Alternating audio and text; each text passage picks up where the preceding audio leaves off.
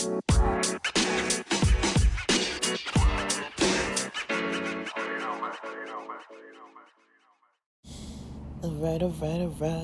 Welcome back to the podcast. So, I think this is a topic I said I would try to circle back to. So, since I've been talking about censorship in some places, we're kind of circled back to this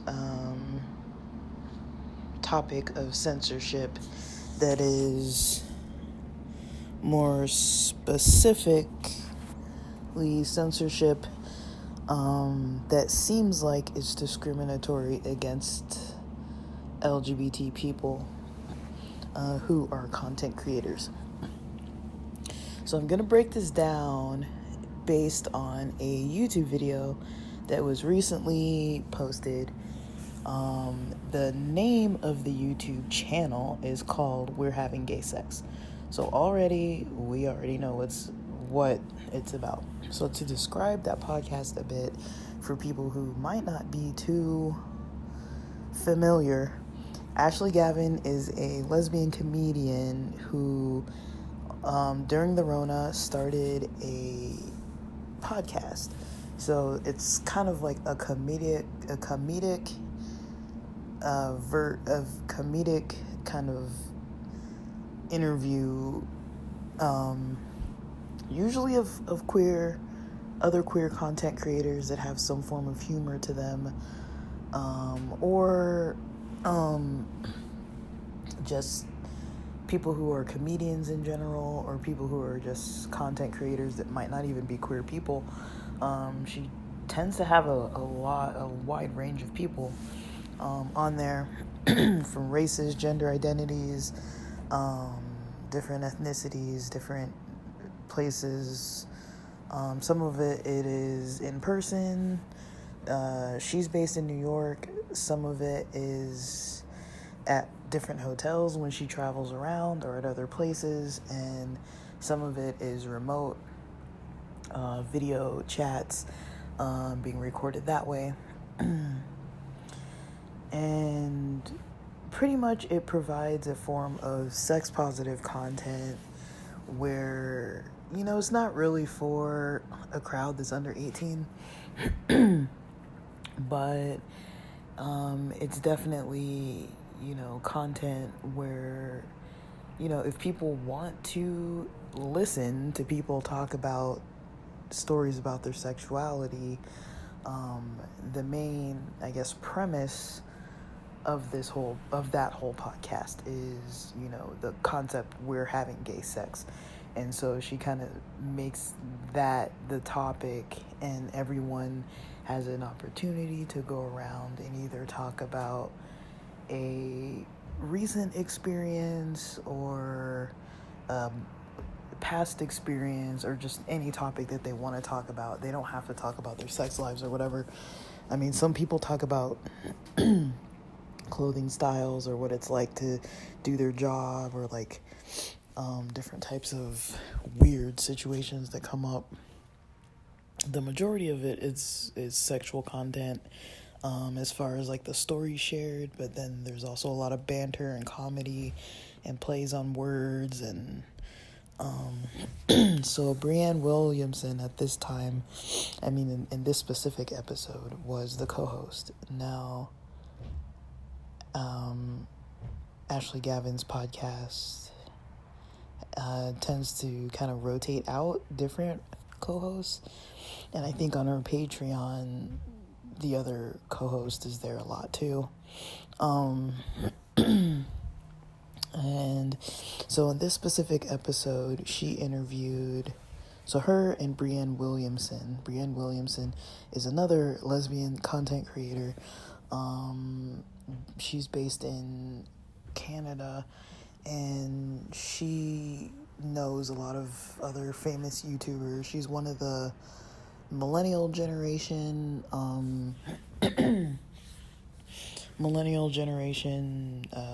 Caucasian lesbian creators. So she's been around for a while online, And she has her own podcast and everything too, and a bunch of other stuff that she does creatively.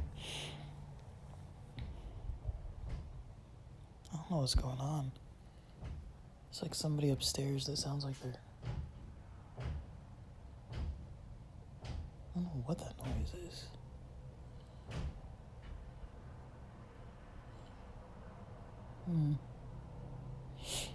It was happening earlier and I thought somebody was sweeping. Anyways, so basically, the people being interviewed, the guests in the episode were, their names are, well, let me see. The podcast title, or their YouTube channel, is called What's the Safe Word? Watts, like WATTS. I've talked about all of these people before. So the cast of that YouTube channel, they're these Kingster guys. They've got some kind of a relationship dynamic. There's Amp and there's Christopher, but Amp is considered a pup and Christopher is his, he's Mr. Christopher, basically. Kind of like an old guard Dom type. And so basically, I'm linking that to the notes. I'm linking this episode of Ashley Gavin's to the notes, and putting the link and at the timestamp of approximately 26 minutes 52 seconds until about the 33-minute mark. That's the length of the conversation that has to do with some type of censorship, discrimination, suppression, whatever you want to call it. So, jumping on into this. When it comes to censorship, a lot of us know that we're protected. We're protected against, inequality, basically. Everyone has the right to say pretty much what they want to say. You can't slander people or defame characters, and there's some legality to things, but overall we have freedom of speech. Now, that usually expands into the social media content world, where you can post whatever it is that you want to post. Excuse me. I've been coughing a lot in the last hour or so. I've got some water.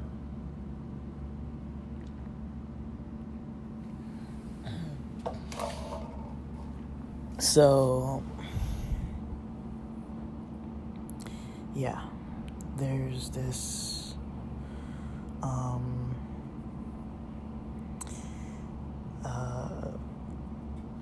right that we have to have freedom of speech, but when it comes to social media, it's not uncommon that certain things are not allowed.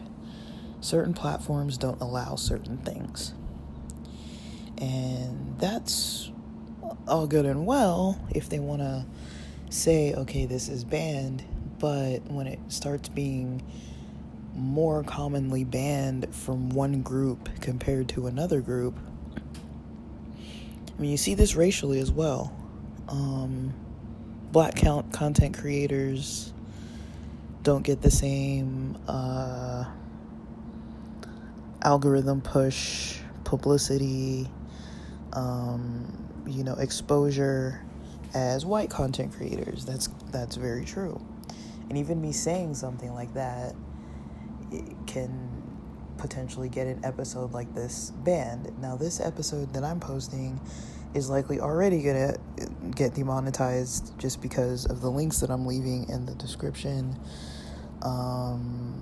because it has words like gay and queer and LGBTQ plus and Kinkster and links to podcasts and titles of, YouTube channels that are, and YouTube content creators that are queer creators. Likely it's not gonna go very far. I already know that. So at this point, it's like sometimes you got to take advantage of the fact that you're already gonna get banned and just say what you gotta say.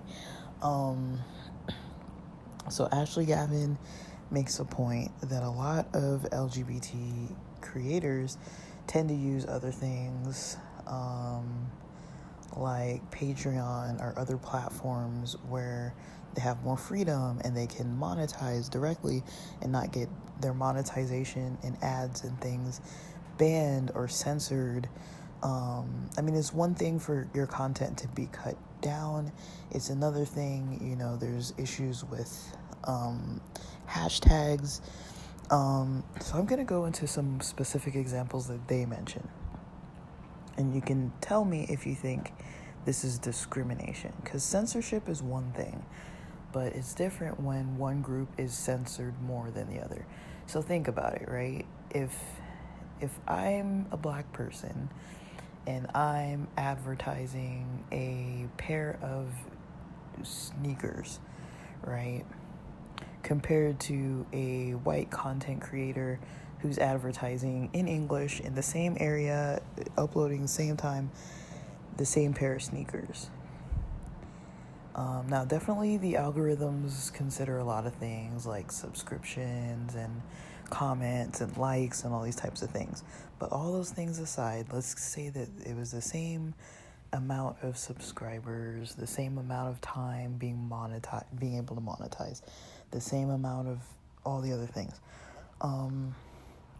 It's very likely that the white YouTubers' content will blow up faster than the black YouTubers' content, especially if the black YouTuber has previous content where you can see that they're a black person. Now, the reason why I mention sneakers is because if someone's showing sneakers, you don't have to really show your face. You don't really have to show your hands. You don't really have to show any part of your body that would be skin exposed, so nobody would really fully know what your race is. They can maybe tell by your, the vocal quality of your voice, or if you have an accent of some kind, or just terminology used. People can make assumptions about race that way. People can also make assumptions about race based on all kinds of things, right? But, if I had a series of past YouTube history videos that I've already put out, people could recognize my voice and notice that, even if you're not shown in this video, it's likely you, I'd still be identifiable as myself because I sound like myself, so it would be obvious that it would be me wearing the sneakers, even if there was no skin tone being shown. And, that's something as a black content creator that you worry about, because you're like, well, if I don't say anything and if I'm not visibly seen, nobody's gonna really fully know. But, I say my race pretty often, and I do have a bit of a presence online, and so it's, I'm not trying to deceive people or lie, but it definitely is a detriment to your brand to be a black person, an openly out black person on the internet. Your content is not treated the same. It's not treated the same on Instagram. It's not treated the same on YouTube. Multiple people have spoken to this, and it doesn't even have anything to do with gender or sexuality or any of those types of things. So fast forward, we would say that's not equality, right? That's not equal. If I could advertise the same things as another race of person and not get as much publicity just solely because the race is different. That's not okay, right? I think we can all agree with that.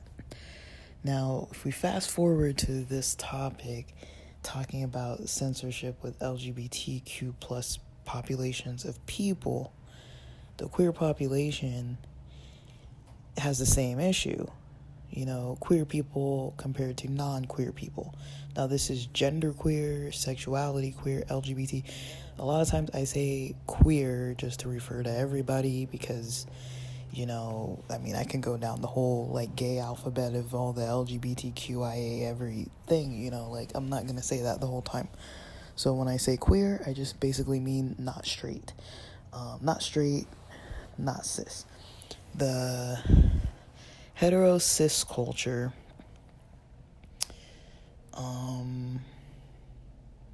I guess queer can refer to gender related things or sexuality related, but I'm lumping things all into kind of one thing. So it could be either a non-cis person. You can be a non-cisgender person and be straight. You can be gay and be cisgender.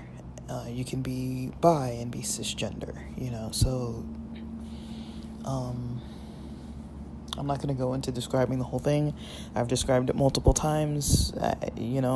Look it up. If you don't know what it is, look it up, get a refresher. But basically,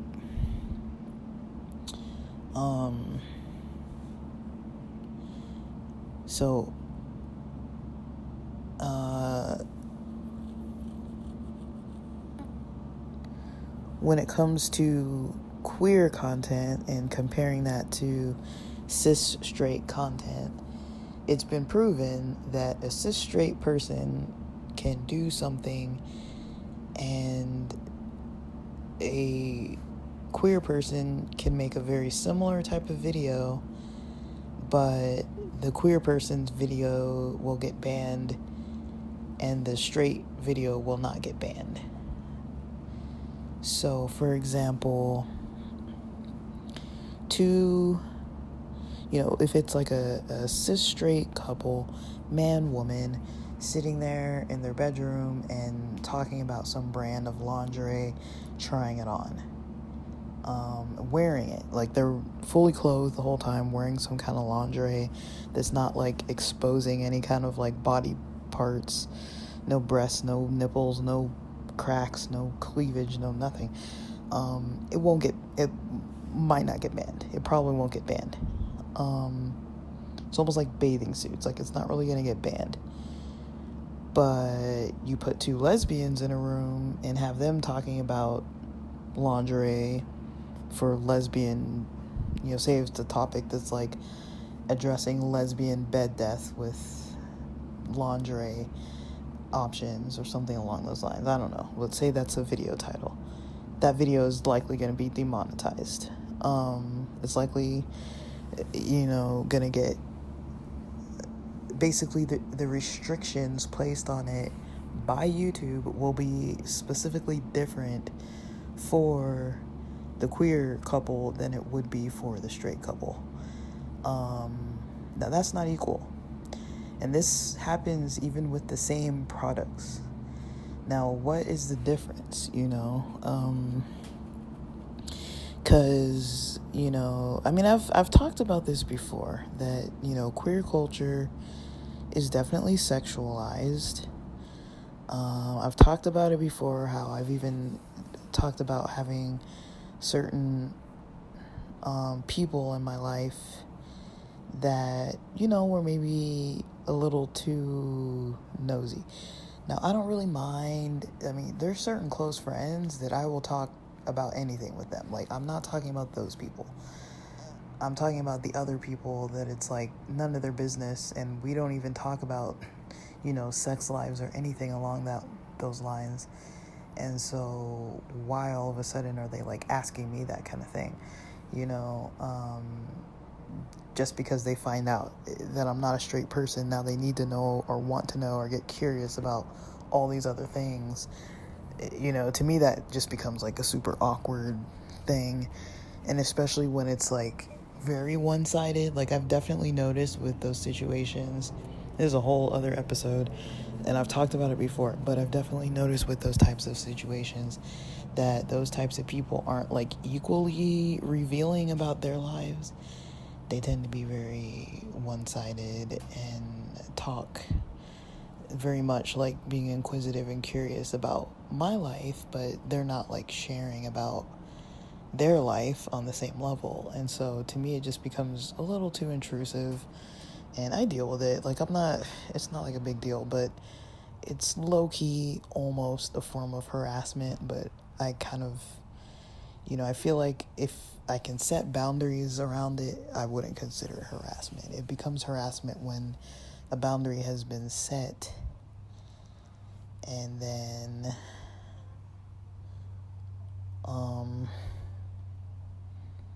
somebody crosses that boundary. But so but by far, you know, when it comes to sexual content, most of us were raised on straight sexual content. Like, all the movies that I saw and shows that I saw growing up with kissing or any kind of make-out things or whatever, probably over 90%, over even 95% of the content I've consumed in my life, maybe even more than that, the majority of it is very straight. And there's always a little bit of, you know, the Hollywood equation of, add some sex, add some violence, add some special effects, add a little bit of comedy, and some pretty faces, and it's the movie's gonna be a hit or the show's gonna be a hit. But I've definitely watched plenty of shows and movies and videos and series where there was some type of sexual scene that would occur. With, it could be anything as like innocent as hugging or kissing to like people actually having sex scenes. And if it's more like Showtime, HBO, that kind of thing, it might be a little more like Cinemax, that kind of stuff, like a little more exposed genitalia and stuff like that. But or into like, I think those channels have like actual porn. I don't know if they do anymore, actually. I don't know. That was a whole other time in my life, so I don't even know.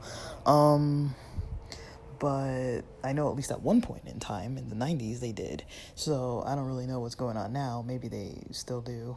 I don't have any updates on that because I haven't checked. But I would say the majority of my life, I never really had like all those like Cinemax, Skinemax type of things. I've talked about the ones that I noticed when I first came across them ages ago, but that was in a whole other episode. But yeah, like the majority of things that I think the majority of us have grown up on has been straight sex, straight sexuality. And even a person like me who goes out of their way to consume a ton of queer content, still, with the amount that's coming out lately, there's not even that much in comparison to the other content that's out there that's not queer content. Like, there's far more straight content than there is queer content. There's just far, far, far more. The algorithm pushes things for me because it knows what I watch all the time. So the majority of stuff that gets like recommended to me is not going to be always the cis straight stuff, because I can't really care less. Like, I'm not really too tuned into it. Usually if there's not some kind of cultural factor, either ancient or modern, if there's not some kind of diversity piece to it, I'm probably not going to watch it, in all honesty. If it's, and it's not because I'm not against white content, I'm not against straight content. It's just, I know those stories, I've seen them. Like, I don't feel like I need that much more indoctrination and brainwashing about that culture. Like, I need to learn about other stuff. And I know that maybe like social media, Hollywood media, that kind of stuff isn't like the best way to learn about diverse cultures and things, but it's a part of it, you know. Seeing how people get portrayed. And I'm not saying that the portrayal is always accurate. I think I talked about this before, or with somebody. We were talking about things, you know, it's different when a group writes about themselves. When a group writes about themselves versus when they write about someone else. Like another group. Like if I was going to make a movie about Japanese Americans, I mean, I could do all the research and everything, and even if I was raised in an area where there were plenty of them, I'm still not a Japanese American, so firsthand, I don't have that experience.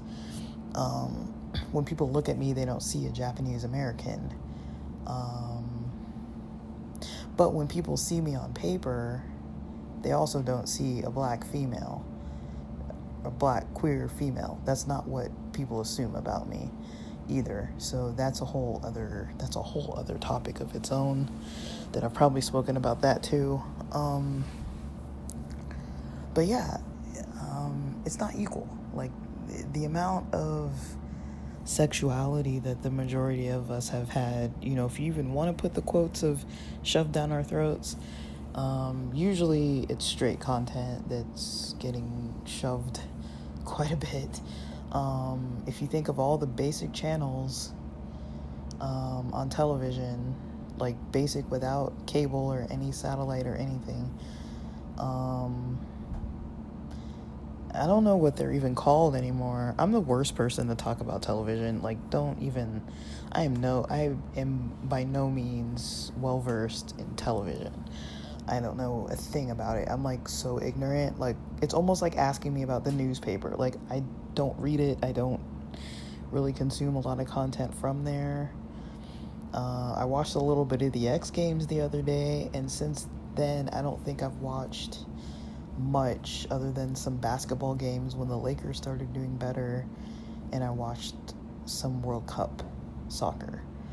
And it's not even every day or every weekend or even once a week that I watch TV. And when I do watch, it's usually sports, and then usually whenever there's commercials, I usually turn the sound off or try my best to ignore it, because I hate commercials so much. Commercials are definitely brainwashing, in case you don't know that, it is. A lot of media is brainwashing, but yeah, I think I'm maybe getting a little off topic, but basically I'm just trying to play with the idea that there's a certain form of censorship that is discriminatory. When you see it with races, you definitely notice, you're like, ooh, like that doesn't really feel right, thinking that, you know, black people's content isn't going to be, you know, pushed as much as a white person's content. Like, that doesn't even seem like something that an algorithm would pick up, but it does. It picks it up. It knows. Somebody's writing this code, somebody's writing it in so that it purposely does that. And that's where the bigger problems are coming in, is that the people who are working in those positions for these platforms are the ones who are deciding what we can and cannot see. And I mean, I'm not even talking about kids or anybody under 18 or someone with a specific religious viewpoint or whatever. I'm talking about, you know, the people who consume all the other stuff anyways. You know, if you're going to be on the HBO and Showtime and watching all those kind of shows anyways, I mean, it's kind of like, you're already seeing sex and violence and all that stuff anyways. So for it to be very homogenous for most of our lives, it's a problem, because people get used to seeing certain stuff and then they don't get exposure to other things, and because they don't get exposure to it, they're a little weirded out by it.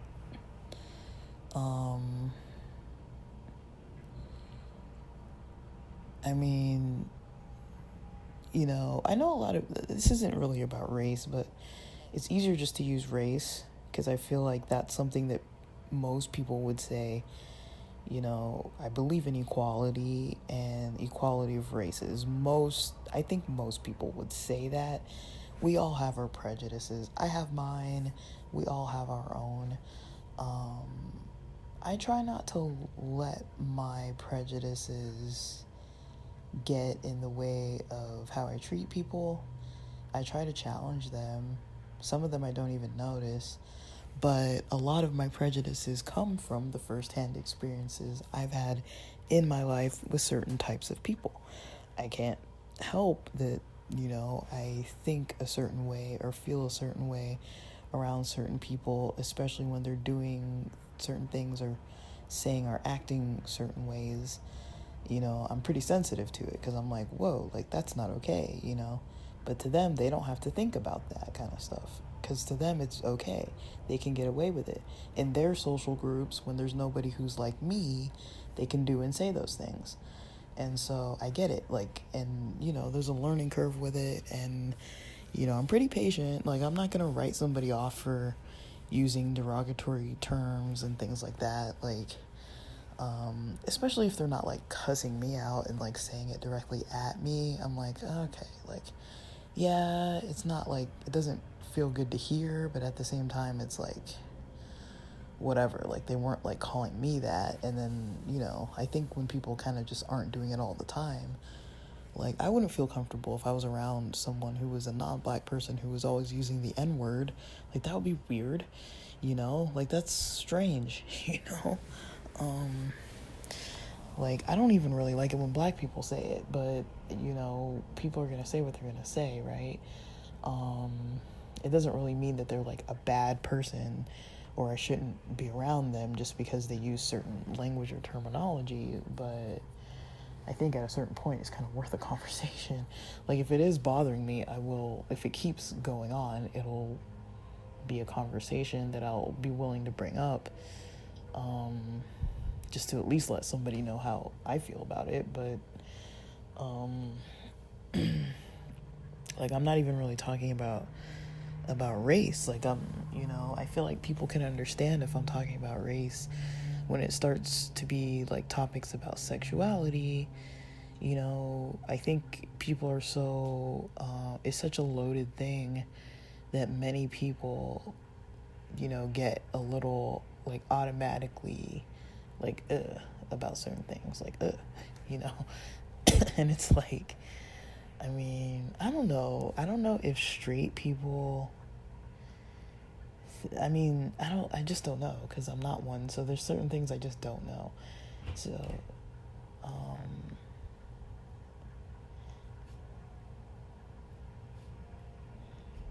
I would be curious to know if straight people are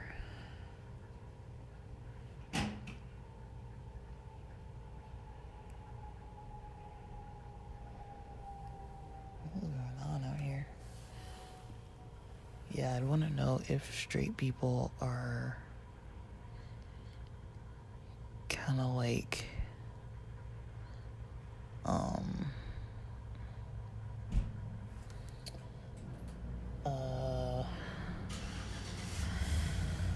like kind of what they think about some of these topics, like Caucasian, cis, white, straight people. because I'm not any of those.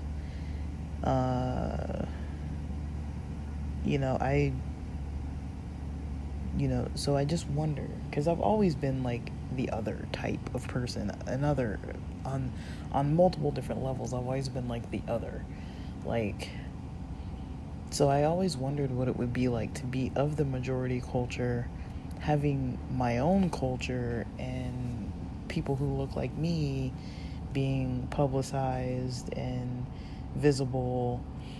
I look around and everyone in the classroom looks like me, and I look at TV and everybody looks like me, and all the movies are about my culture, and all the movies and all the stuff that I read and all the books I had in class is specifically about my culture. And everybody doesn't like assume certain things about me as I go through the world, versus when you're not any of those things. You can get to a point where nothing looks like you and nothing represents you, fully the majority of your life, and that's pretty much how my life has gone. Is like I'm not like sad about it, but that's definitely how my life has gone. Like, I've had not a lot of people around me who look like me, who think like me, a lot of that, and it's fine, but also I've always had to challenge things. And I feel like sometimes when someone is part of a majority culture in any way, they don't have to think things through on certain levels about certain stuff. Like, they just don't have to think about it.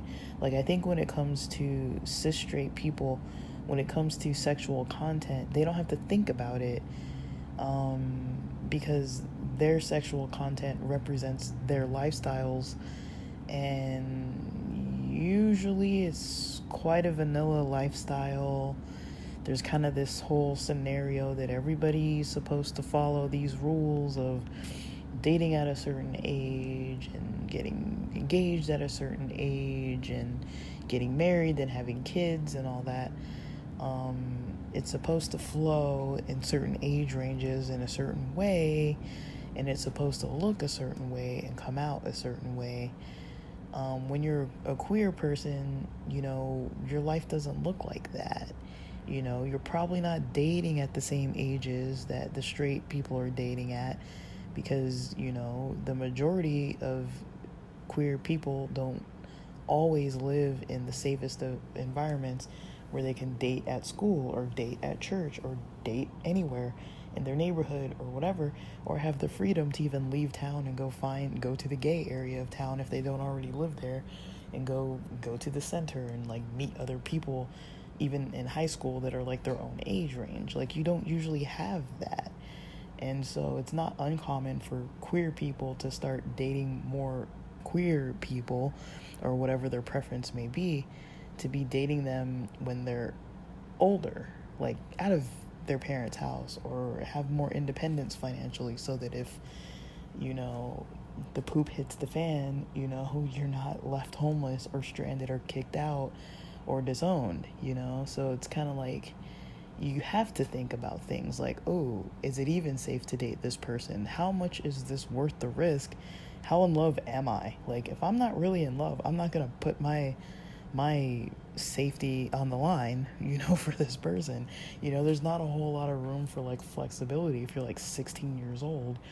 When you start getting a little older, it's more common to be able to kind of experiment with more things, with more people, but again, it's not the same. Like, you're not in your maybe age like 18 to like 25 or so trying to find the one to marry. Like, you're barely starting to date, and dating for queer people doesn't even look the same as it does for straight people. So it's kind of, if you just take early dating as a thing, it's really hard to even explain. But I'm not even gonna go past and like explain the whole thing. But it's, when you have to live your life thinking about so many different things, I think there is a difference, like queer people are very aware of their queerness,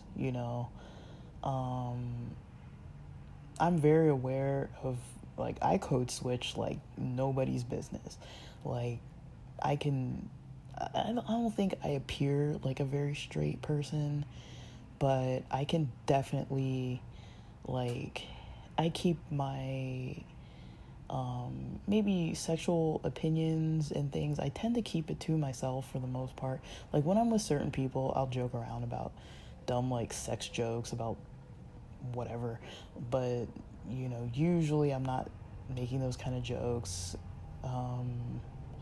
And when I am, I know it's going to be well received. I'm not going to be, like, offending some stranger.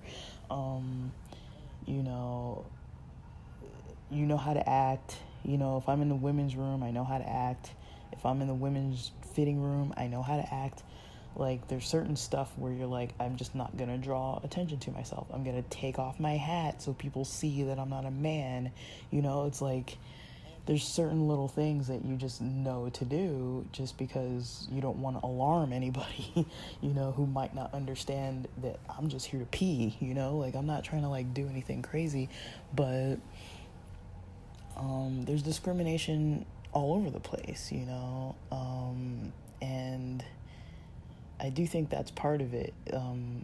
Queer people consuming content online compared to non-queer people consuming that same content, we look at it differently, we see it differently, different things hit us differently. We can all sit down and watch plenty of straight shows and straight movies with all the kissing scenes and all that kind of stuff, not think or say a thing about it. But gay people tend to be, even when we're out, we're closeted, we're not out in every environment 100% all the time, all of us. If we all were, then it would be obvious that there are way more gay people than it even might seem like, but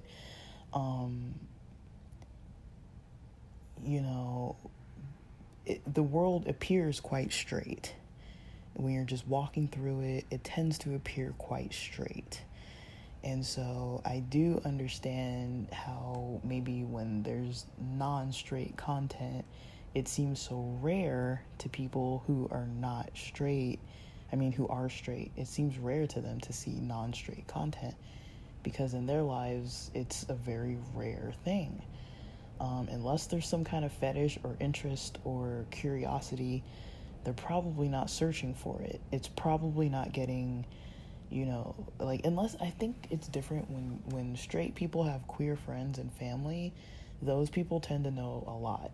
I feel like all the other people who they don't know much of anything, unless they've studied or whatever, like, on their own. But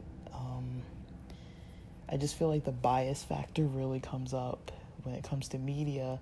A lot of people don't realize how brainwashed we are by media in the first place. And so just seeing something, triggers an emotion in someone. Just hearing certain music in a certain movie, how to feel, if it's a mysterious scene, if it's a horror scene, if it's supposed to be funny. If you've ever watched a movie where the soundtrack is kind of off, like, what was that? There was a movie I watched that, like, had all these violent scenes where they were playing all these, like, upbeat kind of, like, fun songs in the middle of it, and it's like, it almost made the killing look like it was, like, not fun, that's not the right word, but it's like, they kind of gave it, like, a feeling of, like, oh, it wasn't, like, so heavily weighted just because, the music was funny. Like, it would be, like, fun music, and so you kind of felt a little, like, fun about it and, like, a little bit of laughter, even though everyone's getting murdered. But things like that, like, the music alone in a show or movie can kind of tell you how to feel. And so that's another thing too. I think a lot of people don't notice that they might have a bias for certain things, and it's okay. Like, if you don't have to watch, like, gay content, like, that's not what I'm even saying. I'm not saying people have to watch it. I'm just saying I don't think it's right that it's not treated equally when people aren't doing anything against the rules. Like, I understand you can't be, like, exposing yourself all over the internet. Like, if you want to do that, there's places to go do it. You can't just do it, like, just, like, whipping things out all over the place. Like, that's not... Like, I'd understand, okay, yeah, that's gonna get banned. Like, nobody, people don't want their kids seeing that. Like, it's not, not everybody is, like, interested in seeing those things. So they do kind of keep it at a certain level of, like, for the more conservative approach, I would say. But I don't think the conservative approach needs to really take a cultural line and start altering what people can see culturally. I consider,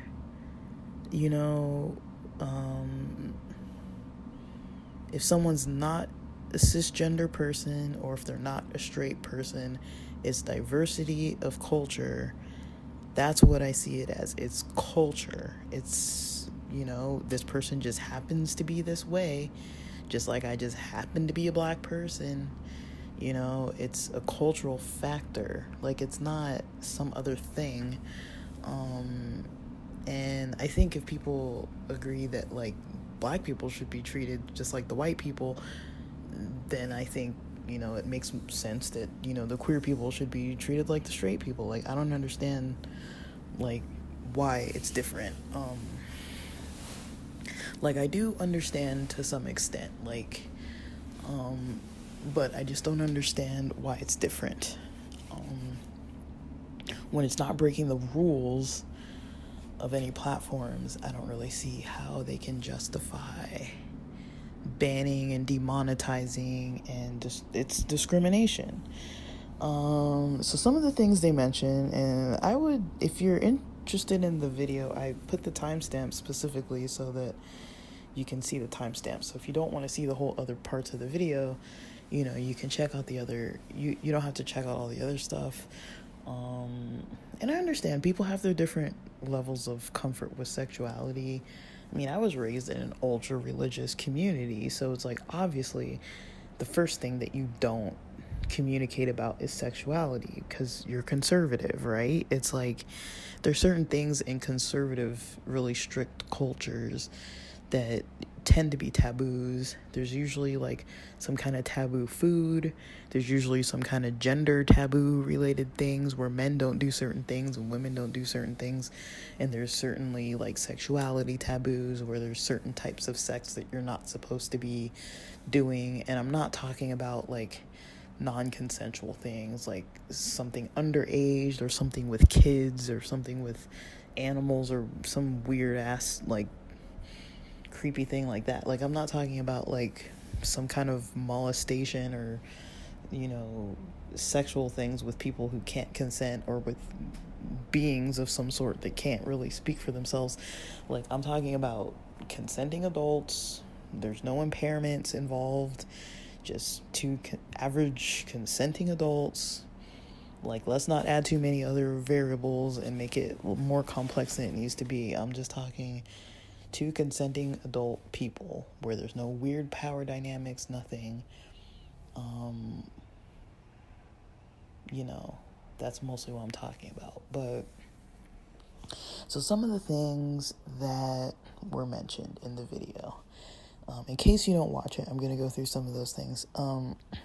So AMP was mentioning that they got video footage of someone describing why certain of their content got either taken down or demonetized, and they had video proof of someone who was in charge of the reviewing process. That person stated that it's because of the gays in the content, like, and they were trying to get clarification. It's like, just because the content itself was gay is why it was being restricted. That to me is almost like saying just because the content's black, they're gonna restrict it. Like, that makes no sense to me. Just because there are gay people in it, like, they're not talking about an action They're not talking about anything. Just there's gay people there. Because there's gays in it, that's a restriction. So Ashley Gavin, and I'm going to put this all in the notes. So Ashley Gavin had a point that the reviewer, the people who are reviewers who are going through the content saying thumbs up, thumbs down, those reviewers have a form of an internal bias. Now, the internal bias is similar to a lot of the stuff I was just speaking about, so I'm not going to repeat it all because it was very lengthy, but just kind of how we were raised to see, like, we all were exposed to, cis straight content growing up, we were all, that's kind of considered like the cultural norm in the majority of cultures to see cis straight content. So we all are biased in that way that we usually are used to that. And it hasn't been until the millennial generation, really, that there was a lot of mainstream queer stuff out there. Netflix has series, like there's a lot of series and stuff out there, but up until my lifetime, there wasn't really like a section where you could go and like click on something that happened to have a whole list of like LGBT stuff you could just watch,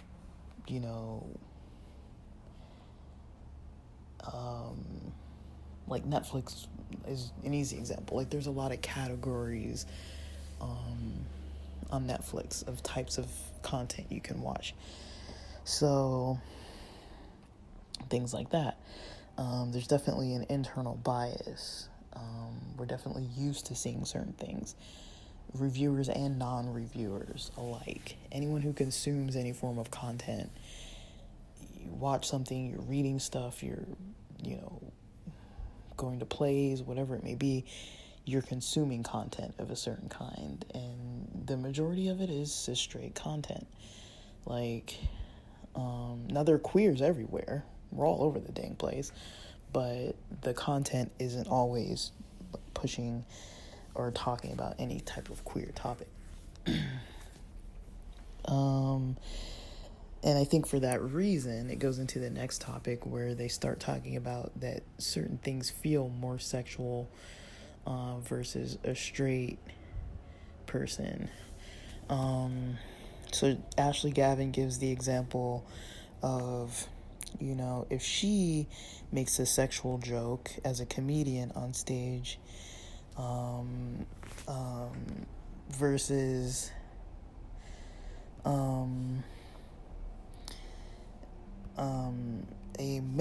a straight male comedian making the same type of sexual joke about a woman or whatever, it's taken differently due to media norms, due to internal biases.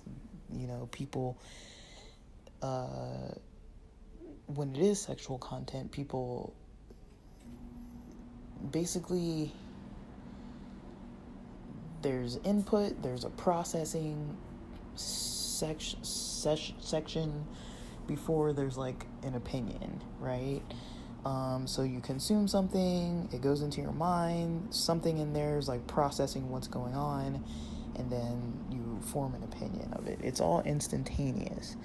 And so, unless you make it so it's not instantaneous, you can challenge anything at any time. And that's the beauty of it. Like, we can grow and we can expand our minds. We don't have to stay stuck in these like ancient, unhelpful ways of thinking, just because somebody in a Bible said it however many thousands of years ago, it's like, it doesn't necessarily mean that applies to the way I have to live my life today. There's plenty of stuff in those ancient texts, not just the Bible, but religions and other types of ways of believing that, most people can agree that there's some outdated information, People aren't like killing their babies and doing all kinds of like weird stuff because of some other thing. You know, there's certain things where we're like, okay, that's maybe wrong to do, you know, or wrong to think. You know, there's definitely some revised thinking as time goes on. You know, that's normal. The human mind should expand. It shouldn't have to stay trapped. But I'm not saying that tradition isn't important. I'm not saying that beliefs and faith aren't important. But I do think there's a difference between belief, faith, tradition, and prejudice and discrimination. And I think a lot of times people are afraid to go against maybe what they were brought up thinking, or, you know, they're afraid to challenge traditional beliefs because they think, well, I can't challenge this one thing, you know, even though I genuinely don't think, you know, like, that's very common, you know, with the Christian church, you know, for people to be like, well, I have to support that there's hatred towards queer people. I mean, there was a point in time when it was illegal for black and white people to marry each other. I mean, come on, guys, we've moved on, you know? There's a lot of things where people were interpreting certain stuff, like being unequally yoked. People assumed that that had to do with, you know, race. You can't be unequally yoked. You can't have two different races of people marrying each other. It has nothing to do with anything. If you know about yokes and oxen and farming, which is not a specialty of mine by any means, but usually what happens if you would yoke an animal, you would have, you've seen it, it's those like wooden things that they would put two animals, kind of combine them together so that their heads were like pretty much around the same like neck, like their necks were kind of like neck and neck.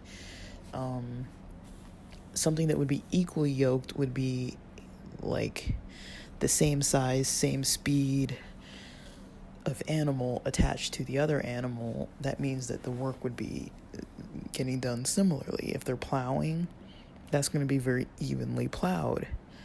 Now you can also yoke a weaker animal to a strong animal, or maybe like a less trained, less educated, less experienced animal that you want to learn the skills that an older animal knows. You can yoke a young oxen with an older one, and the young one will learn what to do by following the older one, because they're yoked, they're stuck together. That would be an unequal yoke, because they're two different animals, two different like quality of work is going to be done by these two different animals. And that's what yoking is about. It's not about races. But of course, a lot of the people who talked about these things in a lot of American Christian history don't really know Jewish culture and don't really know the origins of a lot of the things in the Bible. And so they were looking at it from American perspectives and kind of pushing political views based on that. And to think that people don't still do that today would be a very ignorant thing to think. People do still do it today. They still do it with race even, definitely with sexuality. And so when it comes to queer people and straight people, they're not treated equally by the church. They're not treated equally in society. They're not treated equally in the media. They're not treated equally even on YouTube. They're not treated equally by the algorithms. They're not treated equally by the reviewers who go through and actually watch and read content.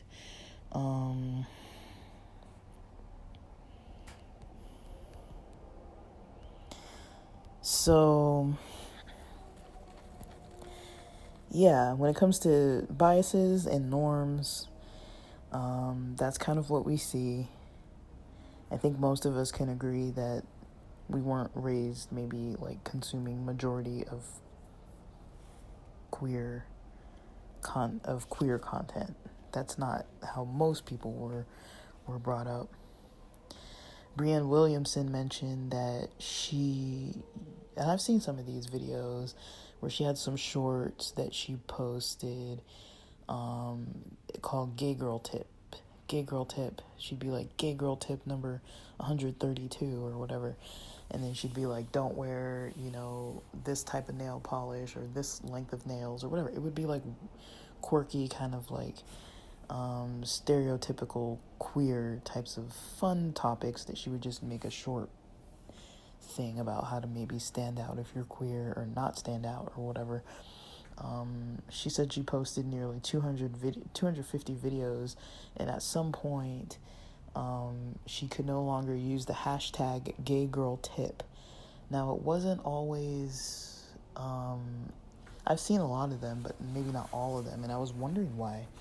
Actually, I hadn't seen them in a while, because they used to come up in my recommendations all the time, and then they just disappeared. So with Gay Girl Tip, it wasn't always like extra sexual stuff, but she was actually able to put out the tips at a certain point and use that hashtag to a certain extent, and then all of a sudden it wasn't okay.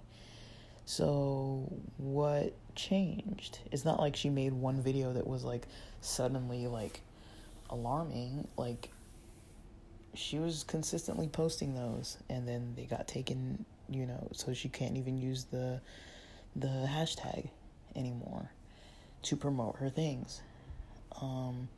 What is wrong with the hashtag #GayGirlTip?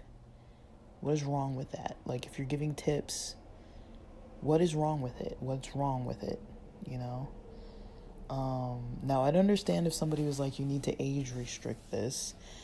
I mean, I don't know why. I mean, unless it's like sexual content for 18 and older, I don't really see why just being gay needs to be censored, but I don't know. Apparently it's an issue. So we already talked about this, that, I think Amp and Mr. Christopher were saying that there was some difference between queer and straight creators when it was the same topics and same ideas. So they gave the example that there can be a straight couple putting on underwear, but when it's a gay male couple putting on, like, not putting on, like, they're not going from nude to like putting on underwear, but if they're like maybe modeling or like showing off lingerie as a straight couple versus like, a queer couple showing like certain brands of underwear or like harnesses or things like that, and then that stuff gets banned. And it's like, to me, it's like, okay, I was raised in such a conservative environment where I'm just like not fully understanding like how because the thing is, the way that I see it, like the way I was raised, and I don't believe this way anymore at all, but the way I was raised was to be very cautious about sexuality. So with the culture I was raised in, neither the lingerie with the straights nor the queer underwear or harnesses would be something that would be okay for that religion to be watching. It wouldn't be like acceptable. So for me, maybe because I was raised with it all being equally not okay. Well, it wasn't equally not, no, that's wrong. Like, definitely I was taught that the queer content was worse to consume than straight content. But overall, if it's sexuality, it's still not going to be acceptable to be like watching that kind of stuff. So channels get suppressed. They did talk at one point about a class action lawsuit, but I don't remember where that came up at. They talked about straight culture not being as sexualized as queer culture, so the loading of that is taken a little bit differently. just because I feel like I mentioned, like queer culture gets sexualized easily. I mean, the best example I have, honestly, is just those personal examples I talked about before, where, like maybe if somebody didn't know I was not a straight person, and then they learned later on that like if they didn't know at first, and then they learned later on that I'm a queer person, then maybe,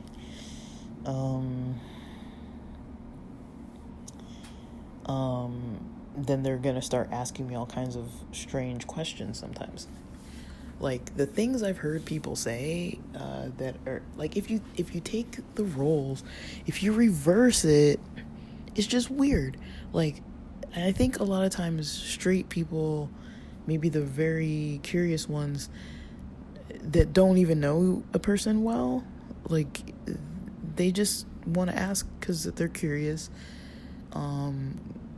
But it's weird sometimes, like especially if you don't know a person. Like I've literally met people, and the same day, they were like,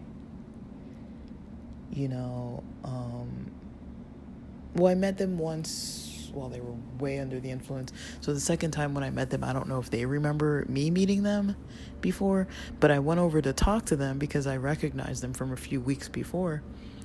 And this person, after like a couple sentences of me just being like, hey, how are you doing? Kind of like a long time no see, like, just, it was a friend of a friend of a friend, so I was just, all the other people were talking to each other. There's this lady standing over there by herself that I like recognize. So I'm like, why don't I just go say hi? Like I saw no harm in it. Like, I feel like that's normal. And I go over to say hi to her and just said like 2 sentences, maybe 3 sentences of just like, what are you drinking? Just kind of catching up, kind of with somebody I don't even know. I don't even know her. And she tells me, I'm straight. And I'm like, I know, like I assumed, because she came in with the guy for the second time, and I don't know if I'm assuming she was saying that because she thought the reason why I was talking to her was for some gay reason. The only reason I was talking to her is because I recognized her from when she went to the Padres game, and my friends and I met up at a bar after that, and she came with them. And so that's why I remembered her. It had nothing to do. We were in a gay bar when I saw her the second time, and I was not hitting on her. I don't even hit on people. I was just talking like I would have talked to anybody else. I'm not even interested in her. I wasn't interested in her. I wasn't flirting. Nothing. Now, if the roles were reversed, right? If I was the person who had previously gone to a baseball game, come into a bar where there's a bunch of my friends, and I meet a friend of a friend that happens to be this straight dude. He comes up to me at that first bar, but it's kind of plastered that night. And then I meet 3 weeks later, I'm at a gay club with my friends, and he comes over and recognizes me and starts talking to me and just says like, oh, what are you drinking? Or oh, like I really like, I don't know, are you still listening to this kind of music, or like whatever, like a couple sentences. And if I just said I'm gay, I mean, like, what the like, I can't even imagine saying that to somebody. Like, I can't even imagine if some random straight guy was talking to me and I just automatically was like, I'm gay, like out of nowhere, just unprovoked, just like, oh, I'm gay. Or even if it's not a gay club, like what if it was a straight club? I don't know. Like, there's no way that scenario would make any sense, right? So I think sometimes that's what helps me the most, is to take different scenarios and kind of reverse them a little bit. And then I kind of see the problems and things, because I'm like, dude, if I did that to some dude, I'd be a jerk. Like, I can't even imagine assuming some guy is hitting on me after saying two things. If he's not acting flirty and he's just talking to me because he recognizes me from a few weeks ago, and I just happen to be standing by myself, and so is he. So he politely comes over to just, whatever, just small talk, chit chat over a drink or whatever, while all of our other friends are talking to each other. Like, what's the issue? Like, if I don't want to talk to him, I can say something or just walk away. I mean, that's the easiest thing, to be like, I'm gonna take a lap or whatever and just walk away. Like, you don't really need permission or whatever. But I also wouldn't say that to somebody. Like, unless they were being flirty, or unless they were like, oh, you want to dance, and then they're like grinding on you or something. Like, if someone's just casually talking, I would never assume like that I need to like tell them that I'm gay as a way to deter them from like speaking to me. Like, that is like the weirdest freaking thing. And I don't know what she was trying to accomplish by that when she said that she was straight to me. Like, I assumed that she didn't like me talking to her because she assumed I had some gay agenda, where I was just kind of thinking like, dude, you're in my territory, and like, it's not gonna be uncommon that people are gonna assume that a woman is gay in a gay club. But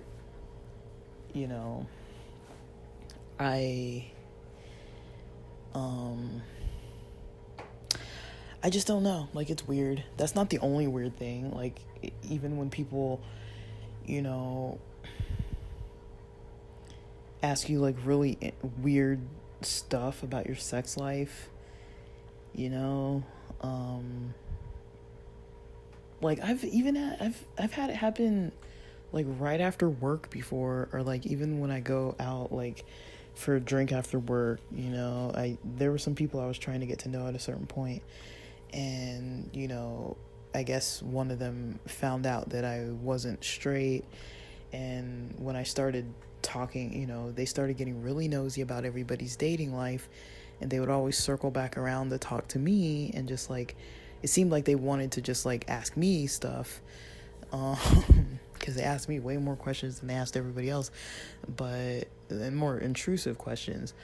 But I mean, the scenario, I'm just like, oh yeah, I went on this date the other night, just casually after work, over a drink, dinner, whatever we were doing. And then that person who barely knows me was like, oh, did you guys finger each other, or did you scissor? It's like, what the like, what am I supposed to say to that?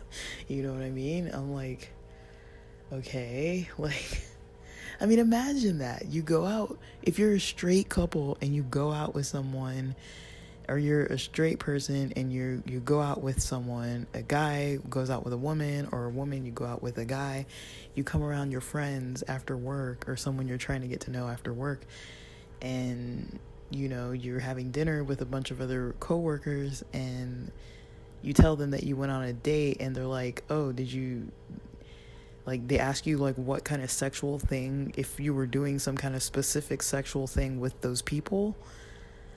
It's like, whoa, did you do it missionary or doggy? It's like, what? Like, I don't even know you. Like, what's your name again? But it's kind of like, you can see how that's weird, right? I think most people can see how that's inappropriate, but it's like, I think a lot of times when people know that a person is not straight,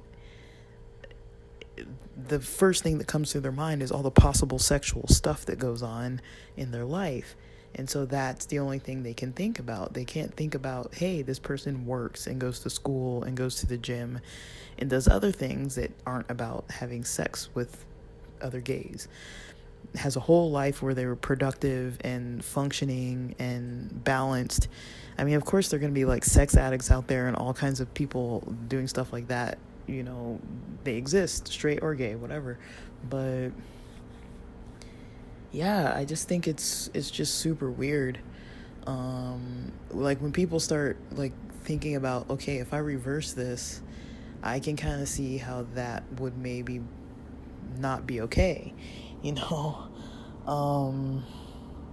Like, it's not like a normal way to treat somebody, getting like all up in their business about their sex life when you don't even know them. It's like, you know, like some people are really open to talking about that kind of stuff too.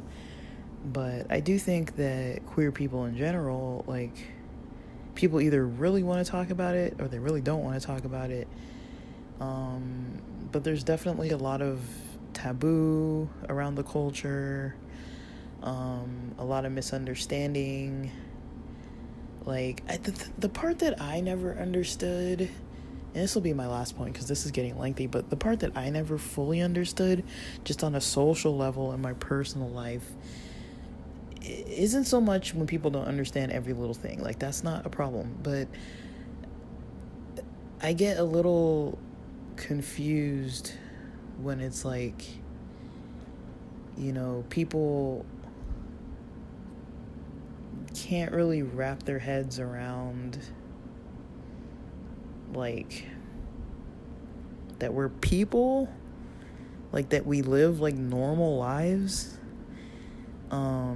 I don't know how come sometimes people think all of a sudden once they learn that somebody's not straight, you know, they have all these weird, you know, notions about what kind of strange perversions,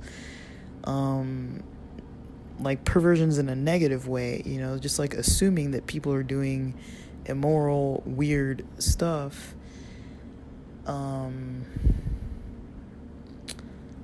And it's not the same thing. Like, you know, like abusive people, molesters, pedophiles, rapists, those types of people, that doesn't really have anything to do with queer culture.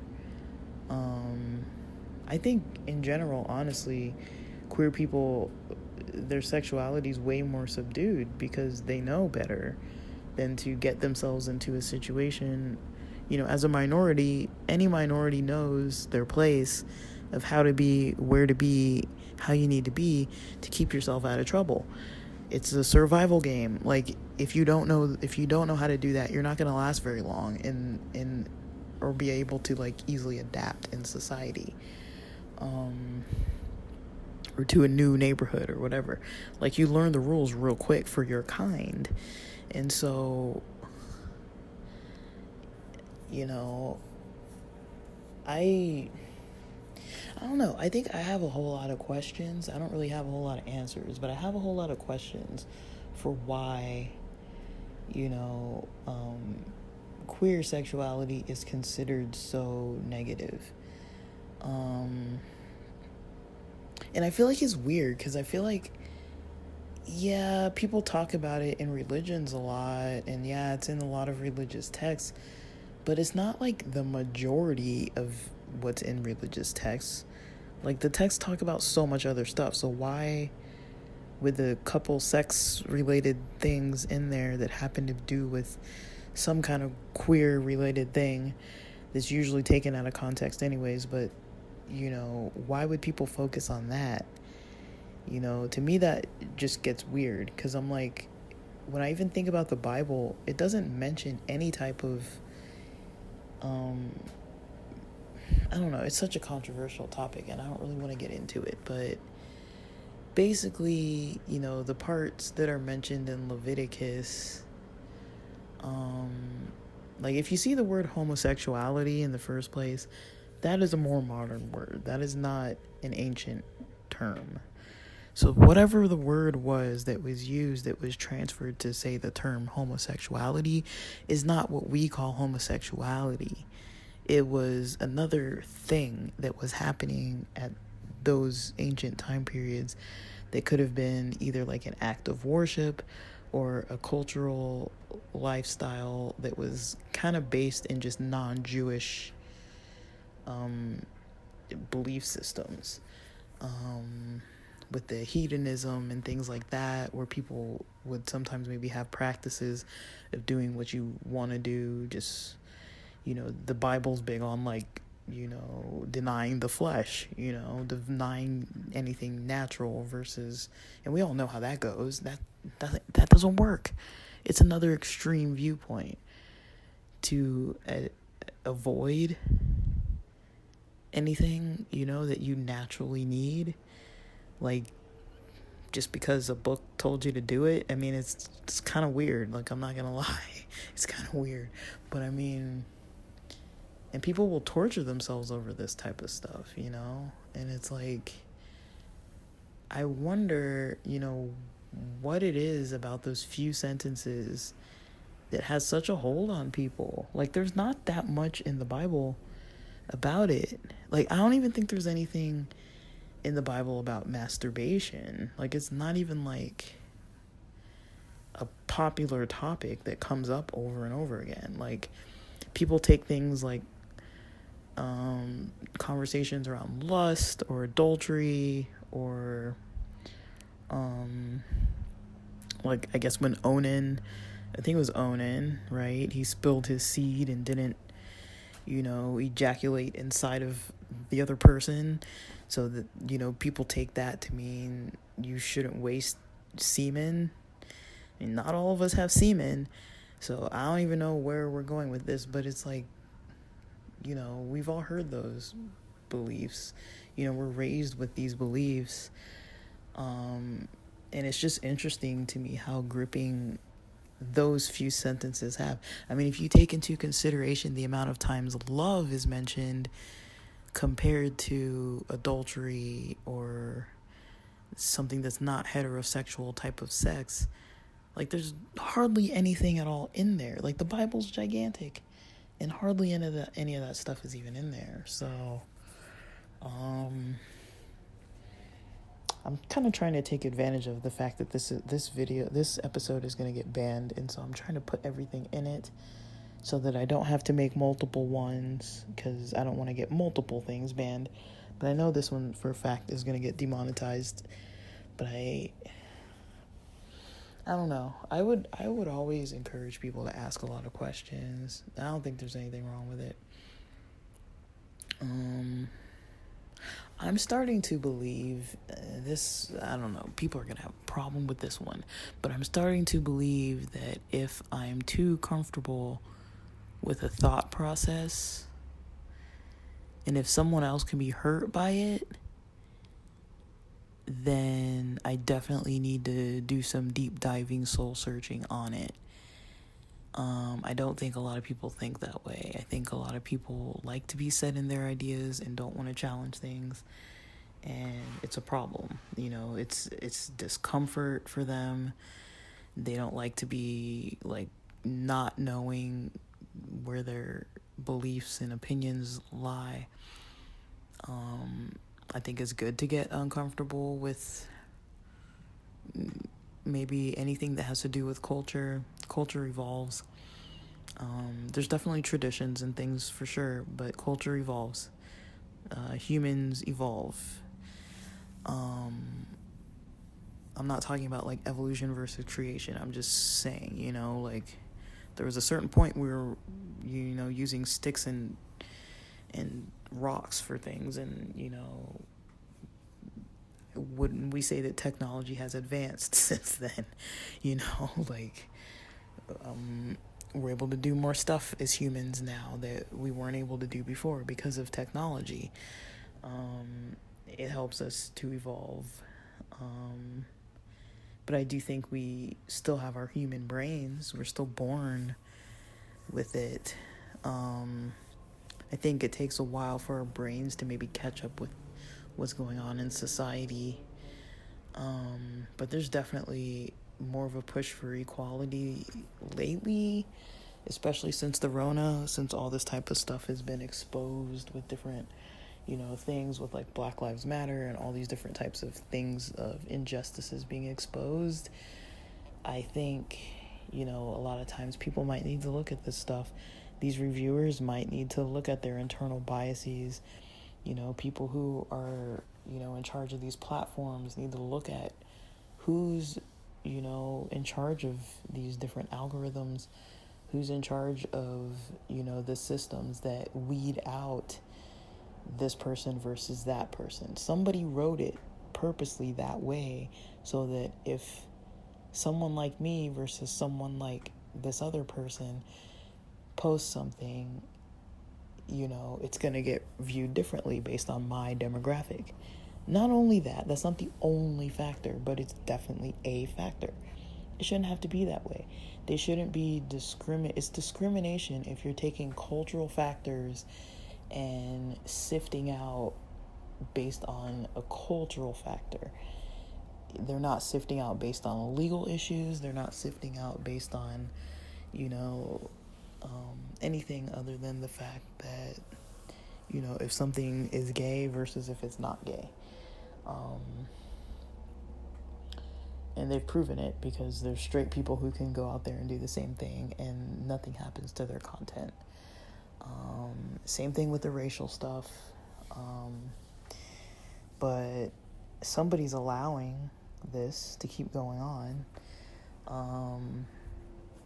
I would say that a lot of these companies, these platforms need to take accountability and potentially consider who they're hiring. If they're hiring people who are censoring content, I don't know if I like that. That's not okay. Platforms can have rules and regulations, but I don't think they should censor based on cultural variables. I know sexuality is a bit of a taboo, controversial topic, but I think if a straight person can post it, then a gay person can post it. It doesn't make it it shouldn't have to be considered differently just because it's a gay person. And if a straight person is allowed to post it, like, why are they allowed to post it? Why aren't they getting banned? Same with the racial stuff. I'd like to know. People brush it under the table because they can. Programmers have a lot of power. That's basically what it is. And, we get manipulated at every angle. If you're of a minority group, you're definitely getting manipulated by the system on so many different levels. But it gets to a point where, this is people's money. They're playing with people's ability to make money. Basically, if you're a minority of different types, your ability to make money on these platforms is not equal to the ability of other groups, majority cultures to make money. And it's very obvious. And it's not okay.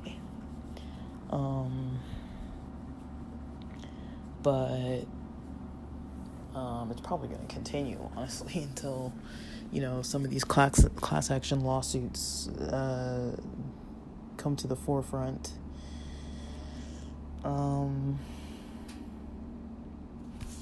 But yeah, I was going to end this ages ago. It's almost 90 minutes, but hopefully you enjoy, because this is it's a longer one. I didn't want to split it into 3 segments and have 3 demonetized episodes, so sorry for the length, but hopefully it's worth it. Alright, thanks for listening.